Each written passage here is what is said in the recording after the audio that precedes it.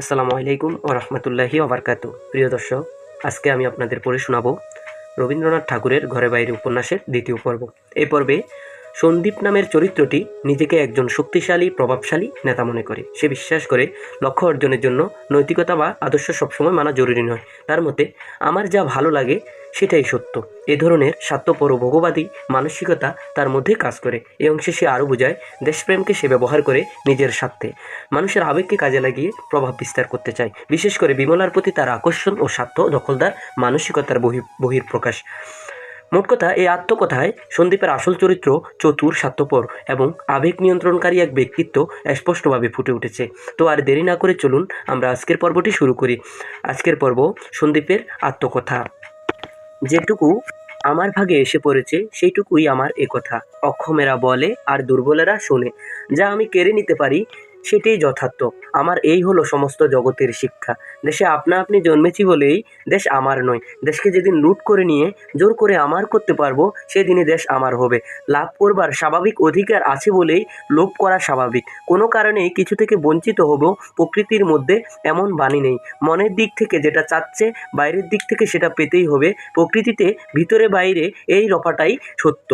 এই সত্যকে যে শিক্ষা মানতে দেয় না তাকেই আমরা বলি নীতি। এজন্যই নীতিকে আজ পর্যন্ত কিছুতেই মানুষ মেনে উঠতে পারছে না। যারা কাটতে জানে না, ধরতে পারে না, এইটুকুতেই যাদের মুঠো আলগা হয়ে যায়, পৃথিবীতে সেই অধমরা একদল লোক আছে।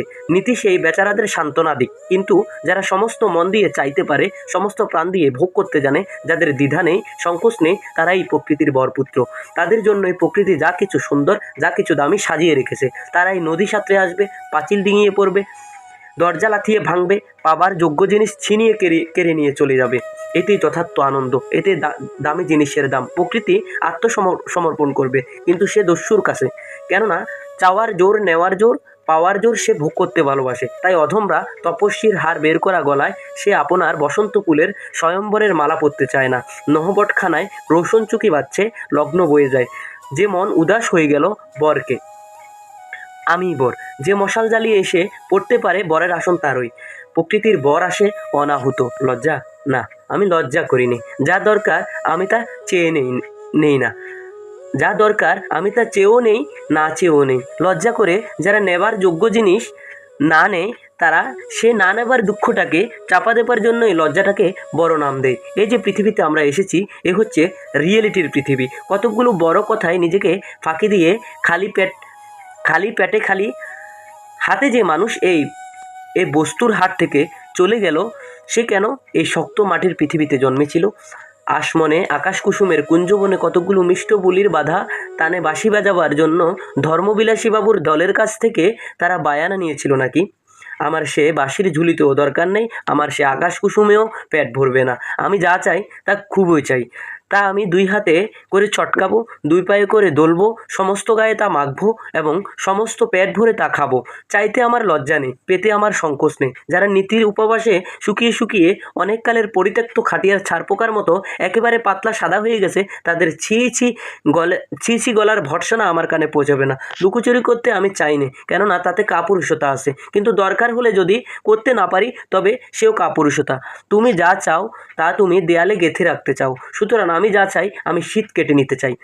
তোমার লোভ আছে তাই তুমি দেওয়াল গাঁথো, আমার লোভ আছে তাই আমি শীত কাটি। তুমি যদি কল করো আমি কৌশল করব। এগুলোই হচ্ছে প্রকৃতির বাস্তব কথা। এই কথাগুলোর উপরেই পৃথিবীর রাজ্য, সাম্রাজ্য, পৃথিবীর বড় বড় কাণ্ড কারখানা চলছে। আর যেসব অবতার স্বর্গ থেকে নেমে এসে সেইখানকার ভাষায় কথা কইতে থাকেন, তাদের কথা বাস্তব নয়। সেজন্য এত চিৎকারে সেসব কথা কেবলমাত্র দুর্বলদের ঘরের কোণে স্থান পায়। যারা সবল হয়ে পৃথিবী শাসন করে তারা সেসব কথা মানতে পারে না, কেননা মানতে গেলেই বলক্ষয় হয়। তার কারণ কথাগুলো সত্যই নয়। যারা একথা বুঝতে দ্বিধা করে না, মানতে লজ্জা করে না, তারাই কৃতকার্য হলো। আর যে হতভাগারা এদিকে প্রকৃতি আর একদিকে অবতারের উৎপাতে বাস্তব অবাস্তব দু নৌকায় পা দিয়ে ধুলে মরছে, তারা না পারে এগোতে, না পারে বাঁচতে। একদল মানুষ বাঁচবে না বলে প্রতিজ্ঞা করে এই পৃথিবীতে জন্মগ্রহণ করে। সূর্যাস্তকালে আকাশের মতো মুমূর্ষতার একটা সৌন্দর্য আছে, তারা তাই দেখে মুগ্ধ। আমাদের নিখিলেশ সে জাতের জীব, ওকে নির্জীব বললেই হয়। আজ 4 বৎসর আগে ওর সঙ্গে আমার এই নিয়ে একদিন ঘোর তর্ক হয়ে গেছে। ও আমাকে বলে, জোর না হলে কিছু পাওয়া যায় না, সে কথা মানি, কিন্তু কাকে জোর বলো আর কোন দিক পেতে হবে তাই নিয়েই তর্ক। আমার জোর ত্যাগের দিকে জোর। আমি বললাম, অর্থাৎ লোকসানের নেশায় তুমি একেবারে মরিয়া হয়ে উঠেছো। নিখিলেশ বললে, হ্যাঁ, ডিমের ভিতরকার পাখি যেমন ডিমের খোলাটাকে লোকসান করবার জন্য মরিয়া হয়ে ওঠে, খোলাটা খুব বাস্তব জিনিস বটে। তার বদলে সে পায় হাওয়া, পায় আলো। তোমাদের মতে সে বোধহয় ঠকে। নিখিলেশ এই রকম রূপক দিয়ে কথা কয়। তারপরে আর তাকে বোঝানো শক্ত যে তৎসত্ত্বে সেগুলো কেবলমাত্র কথা, সে সত্য নয়। তবে বেশ, ও এই রকম রূপক নিয়েই সুখে থাকে তো থাক। আমরা পৃথিবীর মাংসাশী জীব। আমাদের দাঁত আছে, নখ আছে, আমরা দৌড়াতে পারি, ধরতে পারি, ছিঁড়তে পারি। আমরা সকালবেলায় ঘাস খেয়ে সন্ধ্যা পর্যন্ত তারই রোমন্থনে দিন কাটাতে পারি না। অতএব এই পৃথিবীতে আমাদের খাদ্যের যে ব্যবস্থা আছে, তোমরা রূপকওয়ালার দল তার দরজা আগলে থাকলে আমরা মানতে পারবো না। হয় চুরি করব, নয় ডাকাতি করব, নইলে যে আমাদের প্রাণ বাঁচবে না। আমরা তো মৃত্যুর প্রেমে মুগ্ধ হয়ে পদ্মপাতার উপর শুয়ে শুয়ে দশম দশায় প্রাণত্যাগ করিতে রাজি নয়। তা এতে আমার বৈষ্ণব বাবাজিরা যতই দুঃখিত হন না কেন, আমার এই কথাগুলো সবাই বলবে ও তোমার একটা মতামত। তার কারণ পৃথিবীতে যারা চলছে তারা এ নিয়ে মেয়ে চলছে, অথচ বলছে অন্য রকম কথা। এই জন্য তারা জানে না এই নিয়মটা, এই নীতি আমরা জানি। আমার এই কথাগুলো যে মত মাত্র নয়, জীবনে তার একটা পরীক্ষা হয়ে গেছে। আমি যে চালে চলি তাতে মেয়েদের হৃদয় জয় করিতে আমার দেরি হয় না। ওরা যে বাস্তব পৃথিবীর জীব, পুরুষদের মতো ওরা ফাঁকা আইডিয়ার বেলুনে চড়ে মেঘের মধ্যে ঘুরে বেড়ায় না। ওরা আমার চোখে, মুখে, দেহে, মনে, কথায়, ভাবে একটা প্রবল ইচ্ছা দেখতে পায়। সেই ইচ্ছা কোনো তপস্যার দ্বারা শুকিয়ে ফেলা নয়, কোনো তর্কের দ্বারা পিছন দিকে মুখ ফেরানো নয়। সে একেবারে ভরপুর ইচ্ছা। চাই চাই খাই খাই করতে করতে কোটালের বানের মতো গর্জে চলছে। মেয়েরা আপনার ভিতর থেকে জানে এই দুর্দম ইচ্ছাই হচ্ছে জগতের প্রাণ। সেই প্রাণ আপনাকে ছাড়া কাউকে মানতে চায় না বলে চারিদিকে জয়ী হচ্ছে।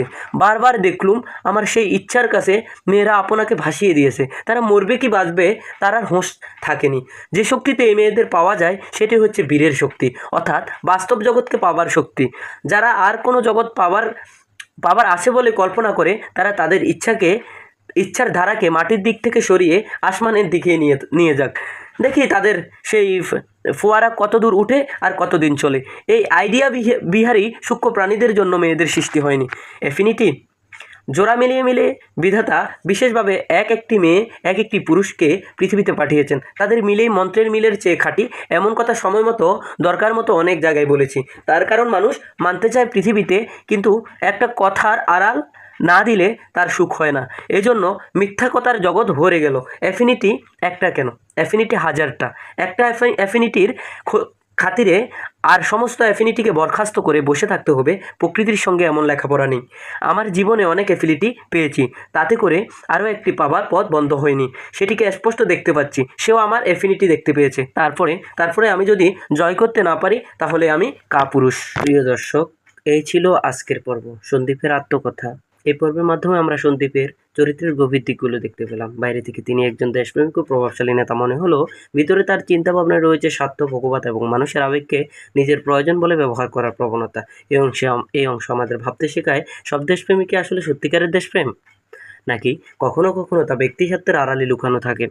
আপনাদের কি মনে হয়েছে সন্দীপের চরিত্র সম্পর্কে, তা অবশ্যই কমেন্টে জানাবেন। আর আমাদের এই চ্যানেলটিকে সাবস্ক্রাইব করে আমাকে আরও কন্টেন্টের ধারাবাহিকতা রক্ষায় উৎসাহিত করবেন। আজকের মতো এখানেই শেষ করছি।